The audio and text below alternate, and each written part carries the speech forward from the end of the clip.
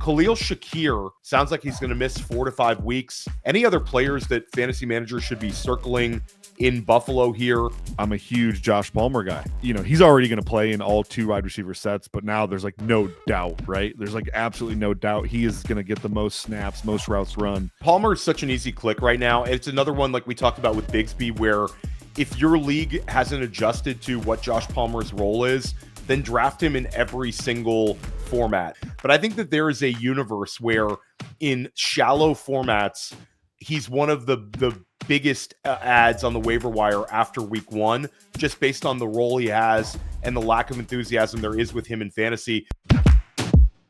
What? Why are you shaking your head? You're welcome.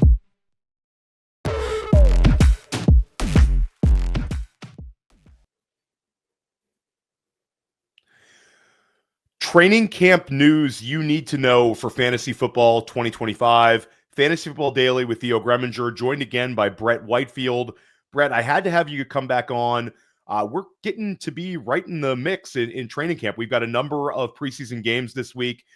We had the your Lions, Chargers game down in Canton. That dropped. So, we're very much in the mix. Every day we're getting more and more information coming out of training camp. Some positive vibes, some negative vibes. We're going to talk about the things that fantasy managers need to know. And we're going to kick off the show by starting out with one of your favorite rookies in the 2025 class, RJ Harvey. Every single day, we're getting some video leaking from camp where RJ Harvey just cooks some defender in a one-on-one drill. Usually he's catching a pass. There's been some nasty highlights of him as a runner. There's been very positive reports from the beat reporters about RJ Harvey. And now we're starting to hear kind of a slow drip. And we hate using this term because we've thrown out the word joker for a lot of different players over the years, and it hasn't always come into fruition. But it sounds like RJ Harvey in the joker role is in the range of outcomes this year in Denver. Now, that's also interesting with Harvey because if he's getting that pass catching role alongside with the rushing opportunities we anticipate he'll get, we could be talking about RB1 production. Yeah, the Joker, we're probably overusing the term Joker at this point, but to that point, I think it's pretty clear Sean Payton likes unique skill sets that force mismatches, force the defense's hands to get opportunities there. So RJ Harvey in a role like that makes a ton of sense, right? So when I evaluated him, one of the things that stuck out to me is he not only had legit pass game production, the way it came was different than any other running back in the class, where he was getting targeted 20 yards downfield a lot. He had 5 or 6 catches on balls thrown 20 plus yards downfield. That's rare for a running back. So in a college football, scheme where running backs just don't get targeted a lot, and then you have a guy who got targeted a lot and got targeted on really high value type routes, mismatch type routes. I'm not shocked to see that he's really thriving in that role in Denver. So, yeah, he's an absolute stud. He's got phenomenal hands catch technique. He's a great route runner, total package. He's explosive. You put a linebacker on him, he's going to cook that guy every single time. So I for sure think Sean Payton had something in mind when he drafted him to be a joker type player where we can force the defense's hand and get mismatches out of it. Yeah, it's really exciting for Harvey. I think people lose into account what a plus level athlete he is. Had a number of really, really long runs, was one of the best in the country at runs over 10 yards, runs over 20 yards, any sort of metric you want to look at. And then people will point out and say, he had the college receiving production, but it wasn't over the top production. It's because he was just so efficient as a runner. Yeah. 48 rushing touchdowns, nearly 4,000 rushing yards in his time at Central Florida, and then gets the second round draft capital. So for me, RJ Harvey, it's been like a kind of a swinging fence here where he had the early ADP steam, then it pulled back a little when J.K. Dobbins signed, and now I think it's trending back up. Do you think that there's a universe where J.K. Dobbins thrives as a runner and RJ Harvey gets maybe 45% of the carries, but also gets almost all of the targets, and they form sort of a de facto Montgomery Gibbs type 1-2 punch in Denver? Or are you looking at like a clear RJ Harvey winner with Dobbins mixing in? Yeah, I think the most realistic outcome early on, until Dobbins suffers his first injury, probably is the 55-45 split in the run game, and then Harvey being the primary pass catcher. But I mean, Dobbins is super fragile, right? And then RJ Harvey, we've seen before rookie players ascend towards the end of the year because they get more familiar with the offense. And I think one of the biggest deficiencies Harvey had coming out was the pass protection stuff. We know college running backs, they spend 3 minutes a week in pass pro drills. So getting to the NFL, there's a steep learning curve there, but it usually kicks in week 5, week 6, week 7, where you start to see the massive improvements there, which is going to get Harvey on the field more. So I do think by the end of the year, you're for sure looking at a clear-cut RB1. For at least that's my take on it. So, you're our kind of a resident ball knower, and you're not necessarily checking ADP every day like some of us at Fantasy Points. Right. But I'll just bounce off, just your general vibes. I'm going to throw out a couple of running backs who are going right next to RJ Harvey in high stakes drafts right now. Okay. RJ, and you can make this as short or as long as you want. Okay. RJ Harvey or Travion Henderson? RJ Harvey. RJ Harvey or James Conner? You can say both. You can say both too. I think it's fine because I think Conner has I know where you're at, because I think Conner also is in a great role. Conner's going to get you off to a fast start. I just think if you're going a little game theory here, and I'm looking at who's going to score more points for me in the fantasy football playoffs, yep, I'd rather bet on the younger back there.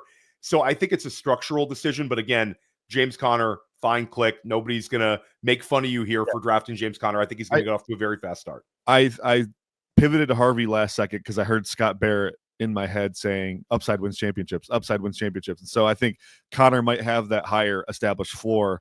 But you think about a Trey Benson maybe cutting into that a little bit even, and then, down the stretch, Harvey taking over that offense. I do think Harvey in the fantasy football playoffs is the better option there. So Harvey.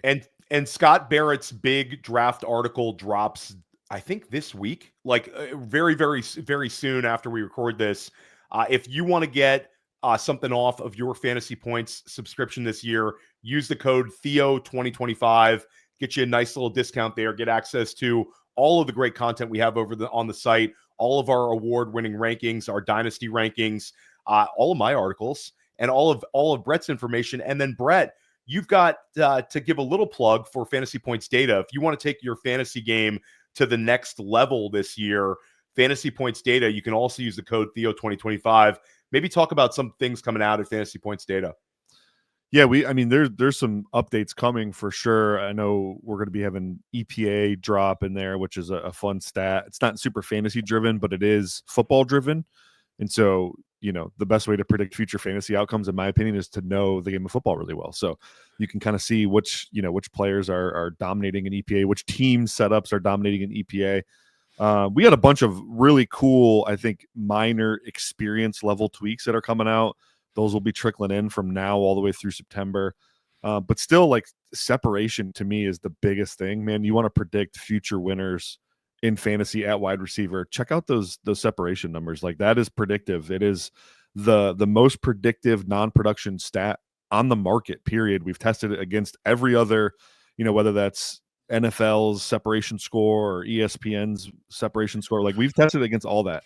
It is the most predictive non-production score on the market. So you want to get in the game early, especially early on in the season, see who to pick up on the waiver wire. Check out the guys that are outperforming, from a separation standpoint. Separation generally starts to earn targets, and that's where fantasy points are scored. So yeah, and it's interesting. You bring up Fantasy Points data being like getting you ahead of the curve. You bring up the waiver wire, but Scott Barrett and I early in the year on School of Scott were sort of pounding the table on trade for Ladd McConkey in redraft, because not only was he getting the very valuable slot snaps, which also you can find on Fantasy Points data, but the separation for Ladd McConkey was there, and we started predicting these spike weeks. And anybody who listened to us on that just was cashing checks.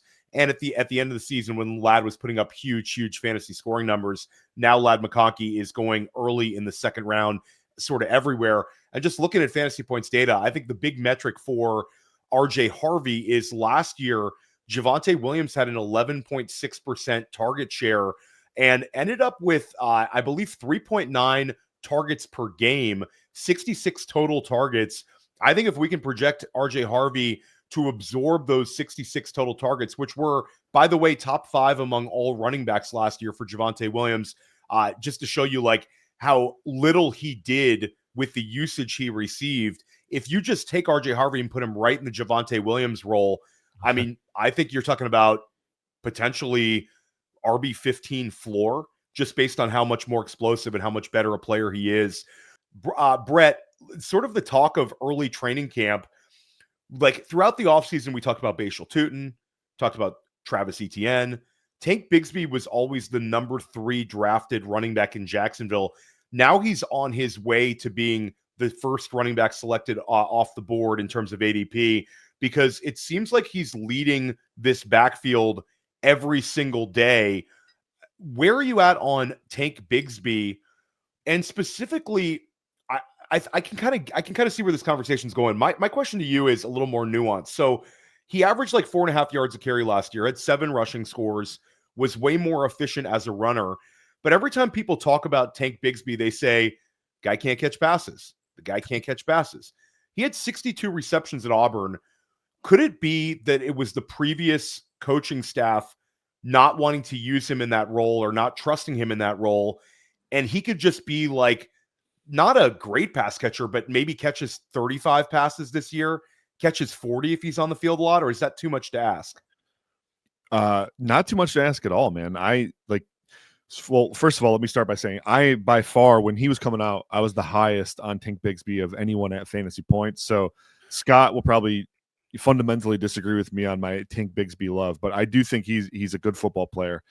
He was a good pass catcher, and he's a good pass protector too coming out. I actually predicted this time last year that Bigsby would take over the third down role as a pass protector and pass catcher, and people thought that was crazy because Etienne's a fake good pass catcher. He doesn't catch anything other than checkdowns. I think Bigsby can do that plus a little bit more, and the efficiency as a runner, the development you saw there, like that's exactly what Liam Cohen's looking for. Look at his yards after contact per carry. I think he was second in the NFL among players that had at least 100 carries, 3.3 yards or something like that. I don't have it in front of me, but go to the data suite. It's right there. Phenomenal. I mean, and that's what Liam Cohen's looking for. It's like he wants that high floor.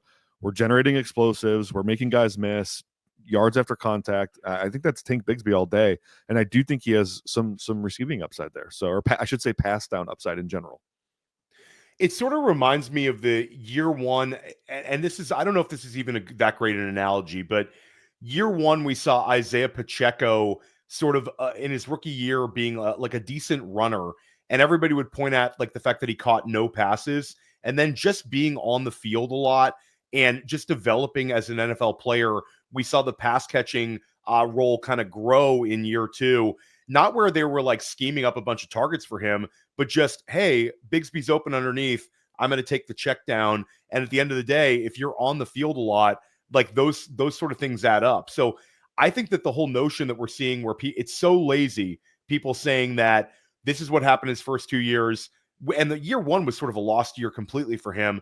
And then last year, they don't throw the ball to him. Like, the college tape matters, and it's not like he was catching a bunch of, dump downs at some tiny university. Like, we're talking about the SEC. Yeah. He was also unbelievable at forcing missed tackles at Auburn. So, like, I think this is a report where we really, really, really want to pay attention to Bigsby leading this running back room, even if it's only through 2 weeks. What's interesting is LaQuint Allen is also getting a little buzz lately. Liam Cohen specifically signaling him out. Down the line, I think that this could be a situation where LaQuint Allen could take over a pass catching role, as a specialist, Bigsby in like this bell cow role, and maybe Bashal Tutin's trending just to be a direct handcuff this year, Brett. Yeah, LaQuint Allen, talk about pass catching upside. I mean, I think he was the most accomplished pass catching running back in the draft from a volume standpoint. He had 65 catches this past year, something like that. Very, very accomplished player there. You see the route running chops. You saw a little bit of it at the Senior Bowl. I do think maybe that's the 1-2 of the future. We want Bashal Tutin to pop, right? We loved him, but they have a nice three-headed monster there outside of Etienne. It seems like Etienne's probably going to get traded, does it not? I'd love to see Travis Etienne get traded because I think it would provide clarity to this backfield. Bigsby would move up several rounds. Depending on where Travis Etienne landed, it could be really good for him.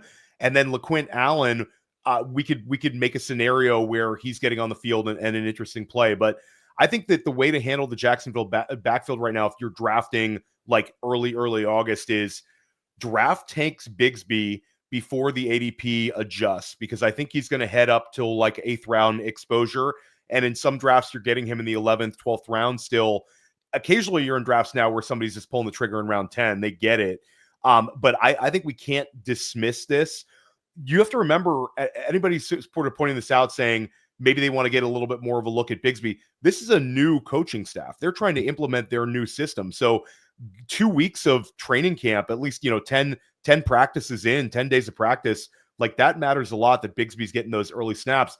And then I think pack your Bashal Tutin bags a little bit later in the summer, because when Tutin starts falling to round, because we're seeing people drafting Tutin like really early. Mm-hmm. Now he's starting to creep back a little bit. When he creeps into like round 13 in some of these high stakes formats, then getting him in round 13, round 14 as a handcuff, a really valuable handcuff with that level of athleticism, that matters too. So I'll take shots in this Jacksonville backfield, but I think right now the way to play it is Bigsby before the ADP adjusts. Another player where we're seeing the ADP adjust, and I'm getting into arguments with people about this one, Braelon Allen. The vibes are strong with Braelon Allen. We talk about college production, Brett. Braelon Allen was on a Big Ten football field thriving at 17 years old. An absolute house, 240-pound player, like very, very rocked up type running back. He's running back 53. So you're starting to see him sort of settle into the 12th round. But much like Bigsby, you're seeing people start to reach and grab him in rounds 10, rounds 11. It seems to me like there's a David Montgomery type role for him. Just how valuable is that role this year? Is he a player that you're enthusiastic about? And what does this effect have on Breece Hall if Braelon Allen does take on a much bigger role as a runner? Yeah, I'm there might not be a player I'm more torn on than Braelon Allen for fantasy this year. Obviously the idea of any type of heavy workload and Tanner Eggstrand, which is an offshoot of the Dan Campbell offense, sounds awesome, right? So but the thing with Allen is his tape has gotten progressively worse since that awesome freshman year you mentioned. His last couple of years at Wisconsin were not good. I didn't think he played well at all last year as a rookie, right? So very, very concerned about that. However, on the flip side, Breece Hall looked cooked last year to me, like looked completely gasless. He had no juice whatsoever. And that's kind of what made his game, was that explosiveness. But yeah, it is a new regime. They're going to pick a guy to be in the David Montgomery role, presumably. And so, yeah, it's super valuable. I just don't love the tape is all. So it's like, maybe Aaron Glenn and Taron Eggstrand like Braelon Allen more than I do. And if that happens, then yeah, he's going to be very valuable for fantasy. I'm just a little skeptical right now. Yeah. So for me, I think you hit the nail on the head where I understand the skepticism. I'll push back a little bit because last year he was 20 years old on an NFL football field. Mm-hmm. And that last year at Wisconsin, it just wasn't as good as the year before, but there was a lot more like attention paid to Braelon Allen. Like it was a weird year. The tape from, I guess that was 2022 tape for Allen, really, really good. 2023, not nearly as good, but still good enough. And with Allen, like just the relative youth, I'll give him a little bit of a pass last year for like the mixed play. Had some really big games fantasy-wise, though, early on in the year. So I guess I'll be still pounding the table a little bit for Allen. I just think there's too many things to like here, especially where it's going to be a run-heavy approach with Justin Fields behind center. The threat of the running quarterback there, I think, could help Braelon Allen a lot. Here's another pushback people are throwing at me, where a couple smart people, they get on and they're seeing me sort of having enthusiasm for Allen, and they'll say, you know what, I get it.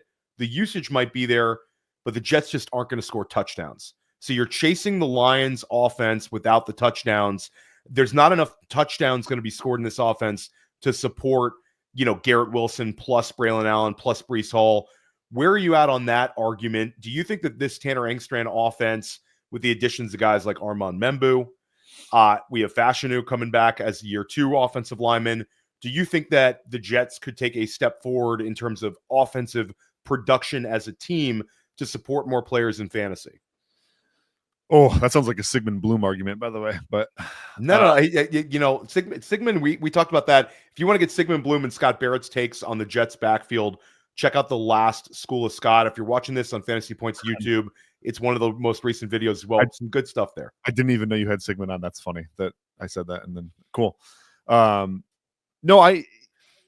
Jets offense is probably going to struggle. I think their offensive line could be very good, but Justin Fields, it's not just a Fields issue. It's that they have no discernible pass catchers after Garrett Wilson whatsoever. So it's going to be a really run heavy approach, like you said, but run heavy approaches don't score a lot of fantasy points. They don't, they might, like Fields might have 10 rushing touchdowns. That's great. Braelon Allen might have over 1,000 yards rushing. That's great. But I do think touchdowns could be an issue. I do think they will very, very, very struggle to move the ball with the pass game. So I think there's going to be a lot of, drives that fizzle out. They're really going to rely on explosives in the run game to score any type of points here. So it's going to be tough, man. I don't know. I don't think the expectations should be very high. It is a first-year regime with the Jets. They're overhauling the roster. They're going to do things their way. I think they're probably okay taking their lumps in year 1, too, right? Like they don't want to set the bar too high right away. They want to build a culture of winning, and obviously winning helps with that. But I think they're probably going to be more focused on establishing their identity and who they want to be. And if that means they're not, top 15 in offensive yards or whatever, then they live with it. So building a culture and establishing the long-term approach, Mason Taylor selection in round 2 sort of checks a lot of boxes with that one. And the vibes with Mason Taylor have been really, really positive. I didn't put him on the show sheet, but just sort of your comment got me thinking about Taylor here, going off the board around tight end 22 in drafts, but has the potential that could be the number 3 target in this offense, maybe even the number 2 target, depending on how things shake out and Breece Hall's usage. The wide receiver 2s, talking about Reynolds, talking about Lazard, not a whole lot of big target earners there. Even in sort of a middling offense, is there enthusiasm you have for Mason Taylor, or is he more of a long-term type play that dynasty managers should circle, but redraft and best ball managers should maybe temper expectations? I have no idea what Mason Taylor's ADP is. So, tight end 22, so it's not that high. So yeah, then I'm in on him at that, because if he ends up, and it's hard for rookie tight ends to do this, but if he ends up taking over as the clear tight end 1 who's on the field for 90% of their snaps, think like Sam Laporta his rookie year, where it's just every package he's in, there's nothing they feel like he can't do. He's going to be number 2 in targets on that team. Their pass catchers are woeful. Josh Reynolds and Alan Lazard are run blockers and run blockers only. Maybe the occasional red zone target. This is a really good situation for Mason Taylor. So while I'm maybe a little out on the rest of the offense, I think this is one that could very, very much outperform his ADP by a lot, because he's an incredibly talented guy on a team that has nobody else. I think it's a really good combination for him to, outperform expectations by a mile.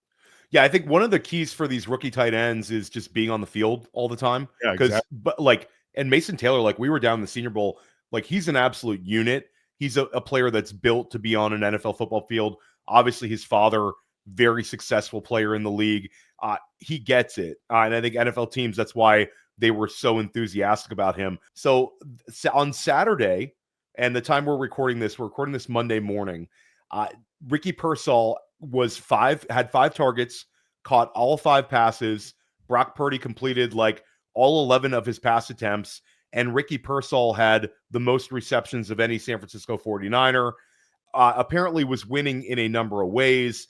Obviously, Juwan Jennings missed this practice. He's going to be out for a little while. Brandon Ayuk, they're saying, won't be ready until the start of the season. Give me a break. That's just, Brandon Ayuk will be ready who knows when. He's going to start on PUP for one. 100%. 100%. Yeah. And the Juwan Jennings, we think he'll be there soon, but it's sort of it's a situation we're monitoring with Jennings. Not a reason to full on fade Jennings as in ADP by any means, but the most healthy wide receiver of note right now in San Francisco is Ricky Pearsall. There's a lot of steam with him right now and enthusiasm. The reports are really strong out of camp. Why don't you remind everybody just sort of the level of prospect you had him at a couple years back when the 49ers selected him as a wide receiver out of the first round? Yeah, I was the one and only guy who does prospect grades in the industry that had a first round grade on Ricky Pearsall. And he went in the first round. So shocker. But when you look at the way he stacks up in this Kyle Shanahan offense, it's fantastic. I mean, he's a great route runner, but he's also good after the catch. And I think the way I sold it when they drafted him was like, he's actually a perfect combination of Brandon Ayuk and Deebo Samuel. And so like they could replace either one of those guys with Ricky Pearsall. And now it looks like he might be replacing both of them, Theo. So this is great. But some of those key routes that Shanahan has in that offense, that 83 route, they call it a blaze out, or all those crazy return. Why don't you quickly explain to people what 83 is? Yeah, they call it a blaze out. It's basically a post to an out. It takes a lot of I would say athleticism and route running prowess. Brandon Ayuk has mastered it. That's why he's really thrived in that system. Pearsall is also a guy who had a ton of production on that specific route at Florida. And then on top of, there's shorter versions of it that are basically like these whip return routes that take a lot of coordination and athleticism and route running technique, the ability to sink your hips and explode out of your breaks. Pearsall does all that at a high level. All those really niche routes that Shanahan has in this offense specifically, Pearsall that's how he got drafted so high. It's because he crushed on those routes at Florida. So he steps in right away to be able to basically run the full Shanahan route tree, which I think is a huge, upside for him. And then he's awesome with the ball in his hands. So all the design stuff they were doing with Deebo, they can also do that with Ricky, whether it's screens or end arounds or even putting him in the backfield and letting him run the ball. He did that stuff at Florida. So if he's the lone standing healthy receiver here, he should absolutely smash. Yeah, it's very interesting to me because the ADP for Pearsall, you'd expect it to be a little bit more enthusiastic. And he's a wide range guy where you're seeing him in round 6. You're seeing him as late as like late round 8 sometimes. So I think that everything's going to catch up. I think there's a chance that by the end of the summer, you're seeing Pearsall going, maybe leapfrogging the Jerry Jeudy, Chris Olave, Roma Dunze like tier of wide receivers, just because he's healthy, the role is good, and I think that it'll be like a slow drip that Pearsall has a chance to really explode. And I think it's interesting with the 49ers pass catchers, Brett, is a lot of times in these Shanahan years, you've seen a wide receiver just explode in production. It was Brandon Ayuk had that really massive, like huge leap, like the second half of his rookie season. And then Brandon Ayuk, we saw, I believe it was year 3, where he had the massive year. Deebo Samuel, year 2, was just cooking. Like that was the year, I believe that was the Jamar Chase rookie year, where Deebo took, I'd have to double check my years here, but Deebo basically went full smash mode. And we got the glimpses of Deebo late in his rookie season. It wasn't like it was some mystery box player.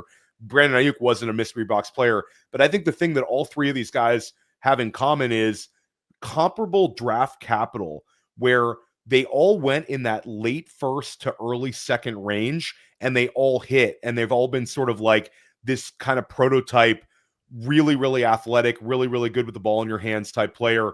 Very interesting stuff. I think Pearsall enthusiasm is going to continue to trend up.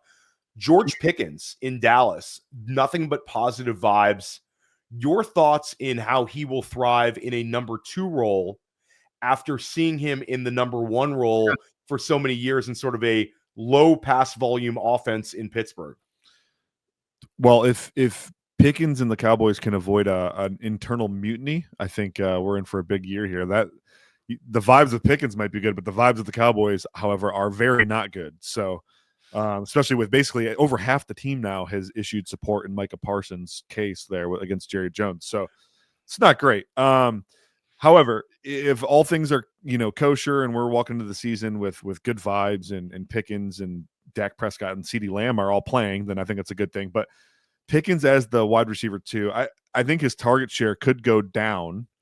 Probably will go down. Probably will go down, yeah. right? But the volume is going to be so much higher. He should catch significantly more balls. And I think I've been saying it all offseason, Theo. He's the perfect complement to CeeDee Lamb. He's a phenomenal downfield threat, excellent possession type receiver, great, at the catch point. His ability to generate late separation too, I think, is really cool. We see Dak very comfortable throwing into those type of windows. So I think he's honestly a perfect complement, probably the best 1-2 punch Dak has had in his time in Dallas by far. So I think this is really exciting for a Schottenheimer offense that could lead the NFL in dropbacks. I mean, that's what we're looking at, especially if that run game struggles the way we think it could. I mean, it could be a really good, blending of best of both worlds type of situation here for Pickens. Okay, so I'll give you another head-to-head ADP decision for someone that's not following the ADP. Right now, you're seeing George Pickens enthusiastically drafted somewhere, I'd say, in the middle of round 5 in a lot of these formats. But let's give you a side-by-side ADP choices. Okay. George Pickens or Devonta Smith, who's been very good in a number 2 role in Philly on a points per game basis for multiple seasons. Pickens. Okay. Here's a tough one for you. George Pickens or Tet McMillan in Carolina. Tet McMillan. Okay. Not so hard for you. Okay. So this is, I think this one will give you a little bit of it's tricky. Okay. Jameson Williams, who I know we're both enthusiastic about, or George Pickens. I'm gonna say JMO. I'm JMO too. But I with no disrespect to Pickens, I want Pickens bags packed, but give me JMO. Yeah, I mean JMO, from what I've seen so far in camp, he's gonna play in the slot a lot more. They are manufacturing looks for him where he is the first read on a lot of their progressions now. I mean, it's been really fascinating to watch. There's going to be an emphasis on explosive plays in the pass game. JMO's been uncoverable at Lions camp so far. His route running is so good, and he's so explosive. Amon-Ra is a great route runner too, right? But he doesn't have the explosiveness JMO does to capitalize on it the way that JMO can. I mean, JMO's crushing dudes by 15 yards. I mean, it's unbelievable what I've seen so far. So I think we saw kind of a JMO breakout last year, but I don't even think we've scratched the surface on what this guy is going to do this year.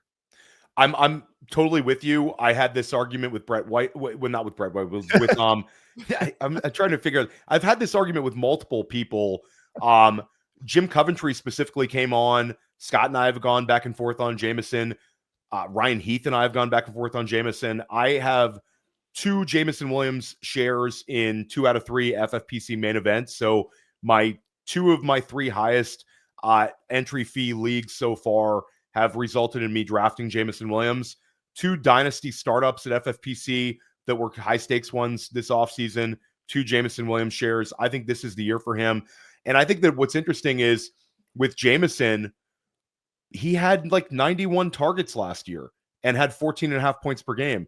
If you had to take a guess at the round number of targets for him this year, not even counting the 10 plus manufactured rush attempts we're going to see for him this year, just the targets. If you want to take set an over under at Jameson Williams targets in year 1 for John Morton's offense. Would you say his targets per game were last year? I don't know his targets per game. I'd have to get my calculator out there. 91, I believe 91 total targets last year. I'm going to double check it. Yeah, and he was suspended for 3 games. So even if he keeps the same targets per game, he's at 110. I'm going to say he'll hit 128. Okay, so if Brett Whitefield's projecting 128 targets for Jameson Williams, he's going to be a top 10 wide receiver this year, and you should make him a part of every single draft. So, Brett, we talked about Jameson Williams. We talked about George Pickens. We talked about Ricky Pearsall. We've talked about some of these younger ascending wide receivers. Let's talk about an older wide receiver in a new place this year. Deebo Samuel leaves San Francisco, is traded to the Washington Commanders. Deebo Samuel, the vibes are pretty good out of Washington right now. It's not necessarily something that the fantasy community is pounding the table for, but if you're following the Washington beat reporters, certainly reading into any sort of coach speak, Deebo Samuel is going to be in a prominent role in this offense for better or for worse. A lot of what they're going to be planning on doing is utilizing Deebo Samuel in this currently the wide receiver 1 role with Terry McLaurin off the field. But let's project Terry to be there. Let's say Deebo in a role opposite Terry McLaurin. What are your expectations for Deebo? We've seen Cliff Kingsbury in a lot of these sort of manufactured low ADOT looks, a lot of screen passes in offenses passed in Arizona. Do you think that's a role that 29-year-old Deebo could thrive in? This is another one. This is hard for me, Theo, because I don't like, from a X's and O's standpoint and a football standpoint, I don't love fat Deebo. Well, I'll say right now, and I want to go for the record, not fat Deebo. I'm going to call him thick Deebo from now on, because training camp, the pictures look a little bit better. He's an angles guy. So if you want to get Deebo on some angles, if you really want to creep up and be that photographer that gets him on a bad angle, you can get him on a bad angle. But some of the other angles, the guy looks like he's really getting into shape. You know what? I'm an angles guy too, to be honest. Angles. It's all about the angles, Brett. Yeah, it's all about the angles. So thick Deebo, we'll go with that then. Good. Although I did see a shot from Saturday that looks less than savory, but it's an angle. It's an angle, Brett. Give the guy the angle benefit of the doubt, please. Okay. All right, angle benefit of the doubt here, but you saw it diminish a little bit last year. I know still, like, you look at yards after catch and even forced missed tackles, the numbers were okay last year still. Like, they were still within Deebo range. But then you look at the ADOT and you look at how those forced missed tackles are generated. I think of the 11 that he had, I want to say 6 of them were behind the line of scrimmage. So it's like, not really the same Deebo still. And I think another year, another thick offseason, I don't know, a new offense too. And I have a hard time with this one. And I'm actually way more in on him, obviously, if Terry McLaurin does get traded, because I'm like, well, they have no other choice. That receiver room is horrendous after those guys. So this is one I'm just being honest, I really struggle with this one. I've kind of just avoided him in pretty much every draft I've done. Yeah, he's very interesting, because you bring up the if McLaurin's not there thing. And like a month and a half ago, I would have sort of laughed at that argument, but the vibes are just not good in Washington with McLaurin. It seems like the two sides are sort of off by a few million here. My other question to you is, and we talked about this, Scott and I actually talked this to Sigmund Bloom a little bit about this one. Just curious, your take on this one. But Deebo Samuel has continually led all wide receivers in rush attempts and rush attempts per game pretty much every year that he's been healthy. Do you think that this is a unknown upside factor in Washington here, where we haven't heard anything about how they're going to utilize Deebo as a runner? And certainly Jayden Daniels is a next level rushing quarterback. So this is not necessarily a like for like versus the San Francisco quarterbacks that Deebo has played with. But do you think that you're going to continue to see Deebo getting that sort of level of rushing production? Or do you think that Kingsbury and Washington are going to utilize him a little bit less in that sort of role? It feels like it's going to be less. It seems like just rewind a couple years offseason talk before Deebo got his most recent contract. That was a big talking point. I don't think it's something he really likes to do. Then you remember the wide receiver show. There were some comments in there about it. Like, I don't know that him getting handoffs is something he really enjoys as a player. And I think typically coaches, honestly, they try not to do that to their players, right? Like, if you don't like to do this, I'm not going to do it. So I'm not saying it's a complete no-go and he won't have any, but I would be shocked, I guess, if he was getting 40, 50 carries this season. As a running back, as a receiver, it's different. The alignments are different. The angles in which you're getting tackled are different. As a running back, though, you do take a pounding. And for a guy who's really had a hard time staying healthy, I don't know that that's even good for them to put him in that situation. I will say, if he does get the opportunity, though, Theo, and it's a big if, he's never had looks like he would have with Jayden Daniels at quarterback, because they can tag read option to it. They get the +1 in the box and every single opportunity they would have with Deebo as a running back. So it is a favorable situation if he does get those looks. Like, he'd probably be very effective and productive doing it. Yeah, it seems to me that you don't trade for Deebo without saying, hey, I'm going to utilize him a little bit as a runner. Sure. I think maybe we get back to like 25 rush attempts where, he's had multiple seasons where it's like 40 or more rush attempts. I don't think that that's going to happen, but 20 something sounds about right.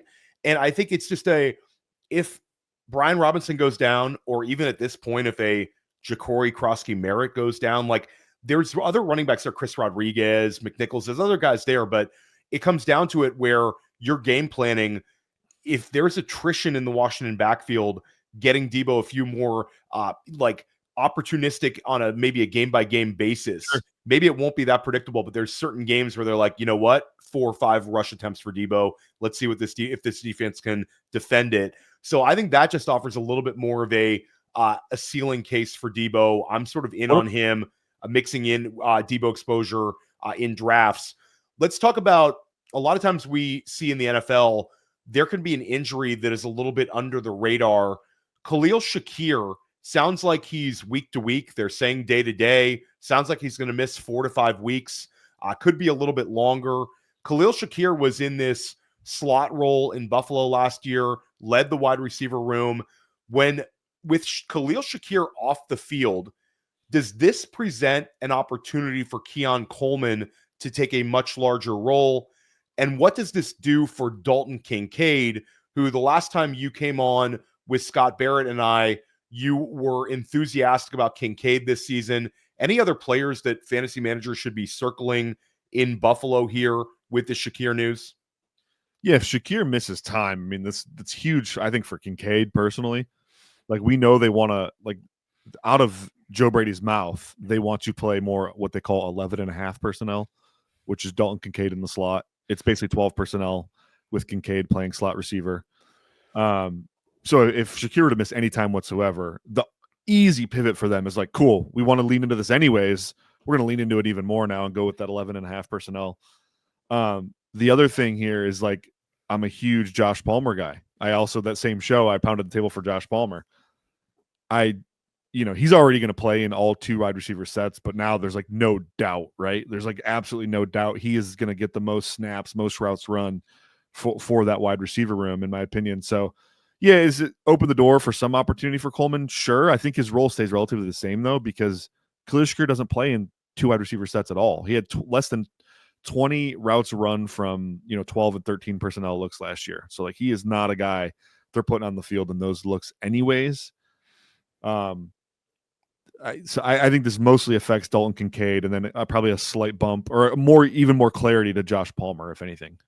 Yeah, Palmer is such an easy click right now. It's another one like we talked about with Bigsby, where if your league hasn't adjusted to what Josh Palmer's role is, then draft him in every single format. And I'm not just talking about best ball, where Palmer in best ball makes total sense because he's going to be on the field with Josh Allen. He's going to be on the field in 2 wide receiver sets. He'll have some weeks.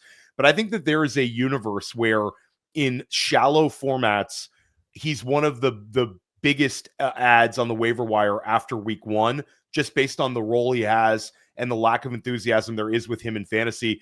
And people will say, Theo, this is a guy we kind of know from Los Angeles, but we've already seen multiple seasons where Palmer was a waiver wire ad, Brett. We've already seen Palmer put up like wide receiver 3 type production. We brought up the Zay Jones signing, where Zay Jones signed with Jacksonville years ago, finished as like a mid-level wide receiver 3, and a lot of weeks was in our starting lineups. It was that same year that like Christian Kirk signed with Jacksonville. Like, there's always like a free agent wide receiver who beats expectations. It could be Josh Palmer this year. Let's talk about one more injury and what it does to the offense around him. Isaiah Likely was a player that was sort of trending up this offseason because he's good at football and because he had a lot of positive coach speak. He's also, word out of Baltimore is he's going to get a Jake Ferguson-like contract extension.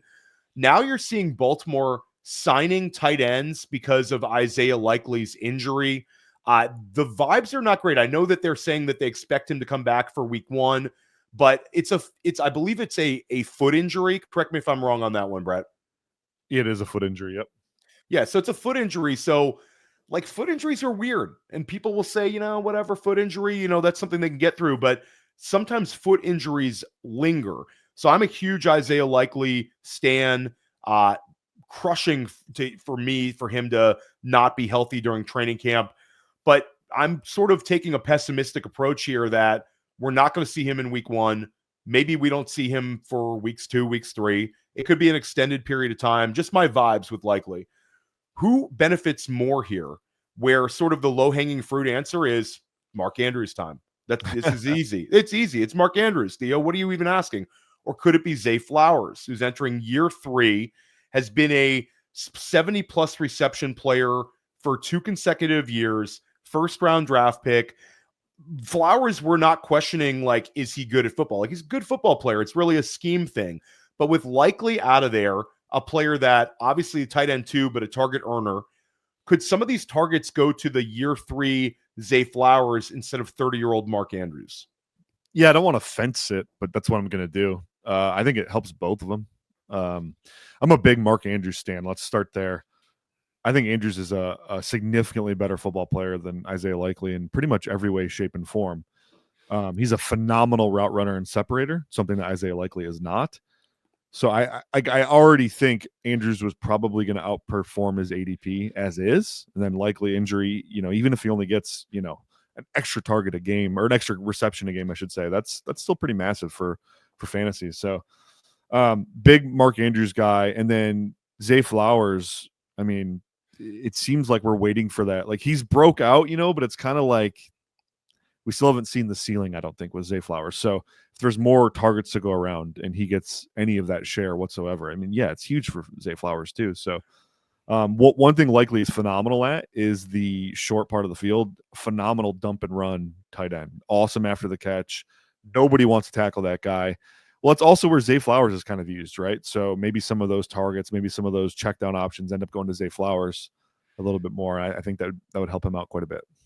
Yeah, for me, I think I tend to lean towards Zay here, and I like Andrews, but I think Andrews is steamed up to a range where, is Andrews going to give me a top 3 tight end scoring season this year? I mean, should he catch his touchdowns like he did last year? He absolutely could, but I'd rather take it's sort of it's a low risk bet on Flowers where he goes in drafts, where he's not going to fail at ADP because his role sort of remains the same. And maybe if he trends up slightly, you're talking about 89, 90 catches instead of 75, 77 catches. It's not that big of a barrier for Flowers. It's just maybe 2 more games where the game script is really in Flowers' favor, and all of a sudden you're looking at 90 receptions. I'm taking shots on Flowers in like round 6 because it's just round 6, round 7 Flowers. It's not going to hurt me in any of these formats. Whereas Andrews, I do worry a little bit about. 30 years old, has dealt with some stuff off the field. I know that it's a situation where he was healthy to end last year, caught all those balls. But again, I don't like the north of 30 thing. And I don't like the threat of Isaiah Likely coming back healthy and sort of cutting into Andrews as the season goes along. Whereas Flowers, I think the role could be a little bit more static. So I'll lean there. An interesting one, and it's a little bit of mystery here, where Harold Fannin Jr., the Browns beat reporters are saying he is going to be on the field a lot. He has carved out a role where he's going to be part of a very easy to predict week by week player. Now, this could mean slot snaps. This could mean a lot of 12 personnel. There's not a whole lot of wide receiver depth in Cleveland. Fannin Jr., of course, was the 3rd round pick, extremely productive. My question to you is not a Harold Fannin Jr. pick. He's going to be question. He's going to be one of the youngest tight ends in the NFL this year. I don't anticipate, unless there's a David Njoku injury, that we're cramming Fannin Jr. into our fantasy lineups, at least early on in the year. But my question to you is the presence of Fannin on the field. And if he's on the field a lot and plays a high snap share, does this limit the ceiling case that I and many others have been making for David Njoku this season? Does it scare you at all to have Fannin Jr. on the field a lot as another target in this offense for David Njoku, or is Njoku's role pretty much solidified and strong? It scares me a lot. I'm not going to lie. I love David Njoku. I think he's a phenomenal player, but when you look at the tendencies of the Cleveland Browns, something would have to break for this not to scare me. But look at what they did last year and the year before. Like, they live in 11 personnel. They're a 73, 74%, 11 personnel team. They play 12 personnel, some of the smallest amount of snaps in the league. So unless they're going to do a massive tendency breaker and lean really heavy into a personnel grouping they haven't traditionally leaned into, yeah, it's got to be scary, right? Because if Harold Fannin Jr. is getting on the field, that means someone's getting taken off, and that could be David Njoku. So, yeah, I mean, and the personnel groupings they like to use suggest it would be David Njoku. So, yeah, that I can't help but be scared by that. I think Njoku's a great player, though. So, it's really hard for that to make sense to me. Maybe they do break tendency here. Yeah, this one's tough for me, and it's one of these where you kind of really know even when you're creating content, it's still the greatest truths that you ever tell is when you're actually on the clock. When it was a couple of months ago, I'm drafting Njoku any opportunity I can in best ball. I make these scenarios where he's the number one target on the team, and Njoku's just been phenomenal as a player the last 2 seasons on so many metrics. But I agree with you. I don't love seeing the enthusiasm with Harold Fannin Jr. It scares me a lot. And recently, in like underdog drafts, when it's David Njoku versus Tyler Warren, I've been taking a lot more upside shots at a rookie tight end in that range versus Njoku. And a couple months back, it was not the case. So I'm with you. I think Harold Fannin Jr. is something that we absolutely need to monitor for the ceiling case for Njoku. Now, I don't think Fannin's going to crush him. I think Njoku's got some like a floor to him. But again, if you're drafting a guy as a top 10 tight end, then you're hoping he's a top 5 scorer at the position, or don't draft him there. Another scenario that I want to pick your brain on and see if you care at all is Jayden Reed is not getting any opportunities on the outside in Green Bay. People have been tracking this where it's outside opportunities, like which wide receivers are seeing them. Reed is going to be in the slot again. Do you care about this? Ryan Heath's this is another player where Ryan Heath and I sort of not bump heads. I don't mind Jayden Reed, but I think he's a lot more enthusiastic about Jayden Reed than I am this year. Your thoughts on Reed and potential ceiling outcome for him if they're simply going to use him in the slot? So the one thing I've seen where he didn't get any outside reps was their family scrimmage game or whatever, where they do a big game, ones versus ones. And I think the offense had 23 snaps or something over the course of 3 drives. So it was tracked that Jayden Reed got 0 outside receive. I think Justice Mosqueda is the one who tweeted this. Well, when you ask Justice, like he doesn't recall how many snaps were in 11 personnel and how many were in 12 personnel. So that doesn't really answer any questions for us. As far as practice goes, he's played on the outside. So in the scrimmage, he did not. But like if they're living in 11 personnel in the scrimmage, well, he probably isn't going to get any outside snaps.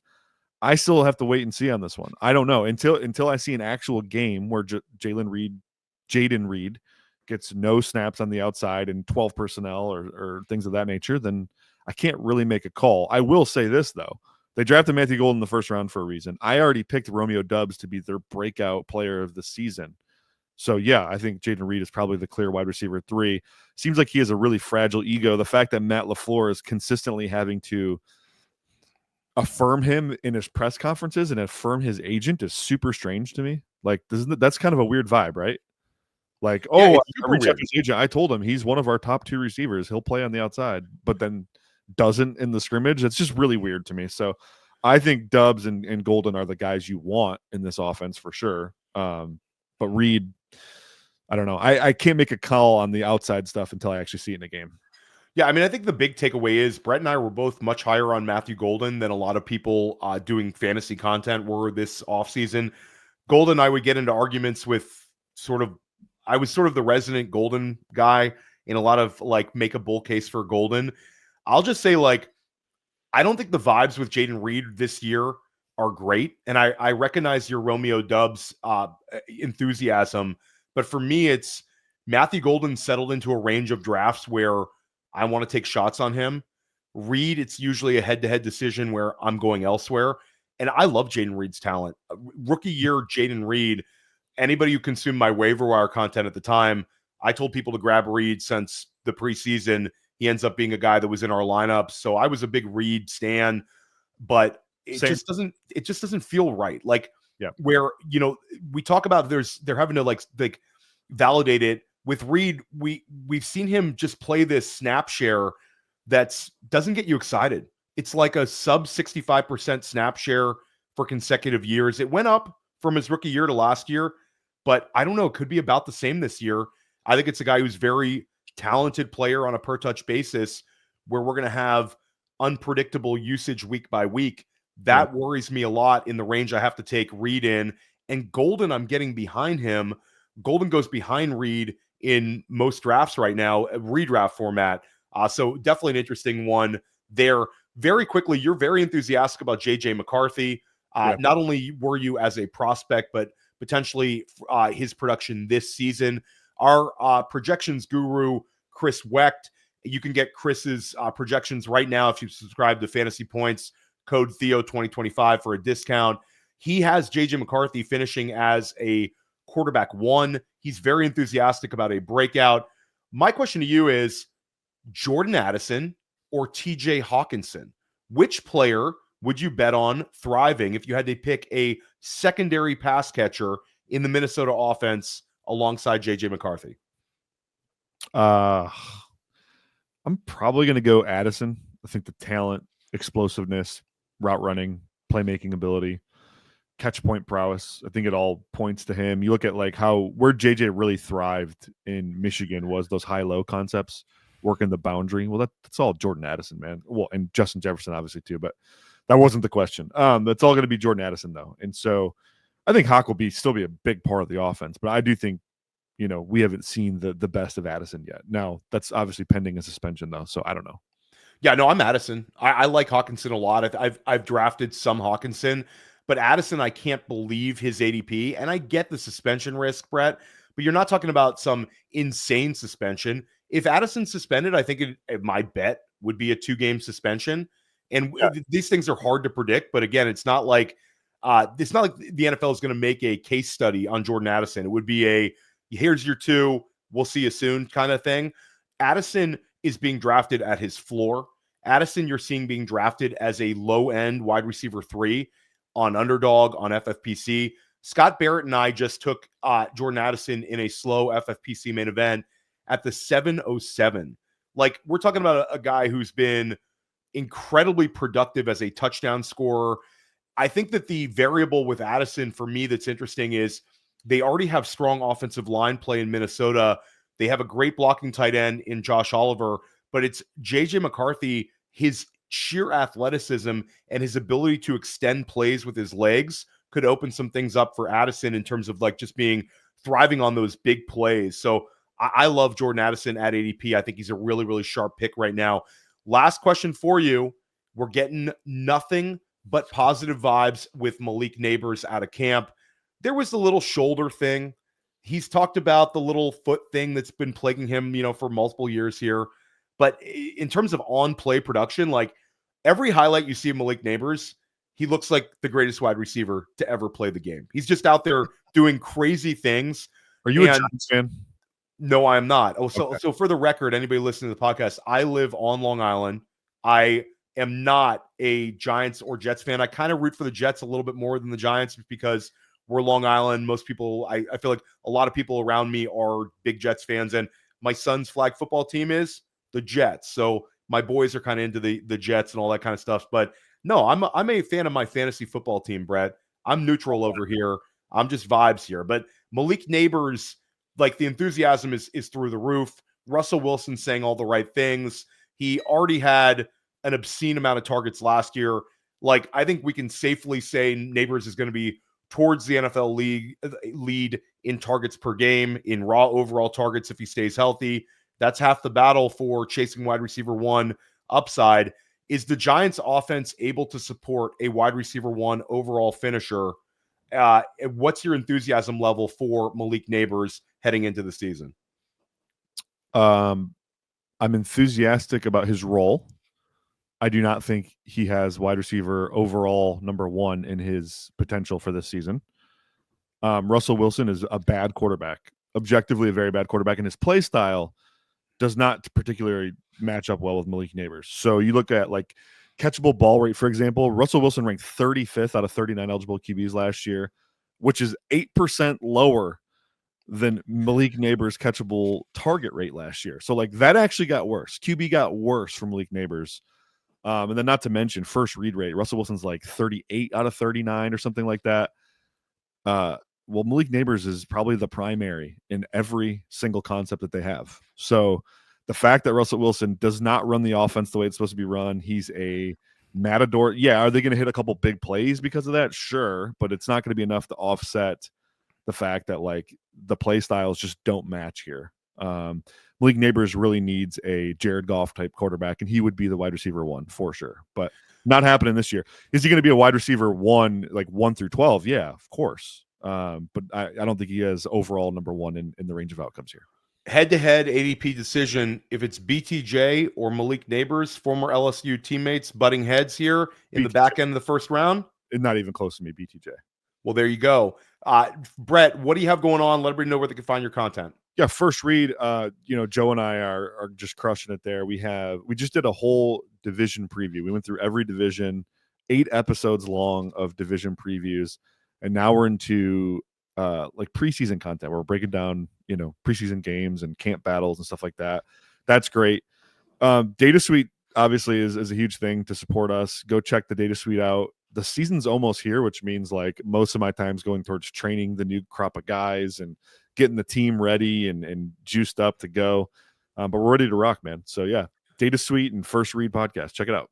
Yeah, check out all of Brett's work. Make sure you're sticking here with Fantasy Football Daily. Make sure you're subscribing to the podcast. If you're watching on YouTube, make sure you're subscribing to YouTube if you are subscribing to the podcast. Both things help us out a lot, and they don't cost you anything. School of Scott this week. Scott Barrett and I are going to be joined by Rich Rebar of Sharp Football Analysis to discuss the wide receiver position. That should be an awesome, awesome show. I got shows scheduled with Ryan Heath, Hayden Winks. We're everywhere here at Fantasy Points. We're going to help you crush your fantasy leagues this season.